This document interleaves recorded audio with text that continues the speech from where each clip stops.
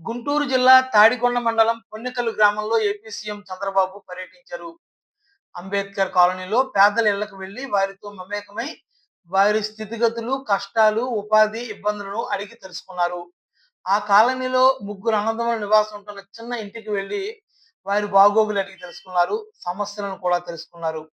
ఆ కుటుంబం కష్టాలు విని చలించిపోయిన చంద్రబాబు మీకు ఎలాంటి సాయం కావాలని అడిగారు. మెకానిక్, వడ్రంగి పనులు చేసుకునేందుకు సామగ్రి, పక్కా ఇల్లు కావాలని అడిగారు. దీంతో చంద్రబాబు అక్కడే ఉన్న ఇన్ఛార్జ్ కలెక్టర్ భార్గవ్ తేజ్‌ని పిలిచి ఆ కుటుంబానికి అవసరమైన వాటిని సమకూర్చాలని ఆదేశించారు. నవీన్‌కు పెన్షను, అశోక్ వడ్రంగి సామగ్రి, ప్రవీణ్‌కి మెకానిక్ సామగ్రి సమకూర్చి ఆదాయాన్ని పెంచుతామని, 3 కుటుంబాలకు 3 ఇళ్లు కట్టిస్తామని చంద్రబాబు హామీ ఇచ్చారు. అనంతరం ప్రవీణ్ మెకానిక్ దుకాణానికి వెళ్లి అక్కడ చంద్రబాబు కూర్చుని పరిశీలించారు. శాశ్వత దుకాణం ఏర్పాటుకు చర్యలు తీసుకోవాలని ఇన్ఛార్జ్ కలెక్టర్ భార్గవ్ తేజ్‌ను ఆదేశించారు.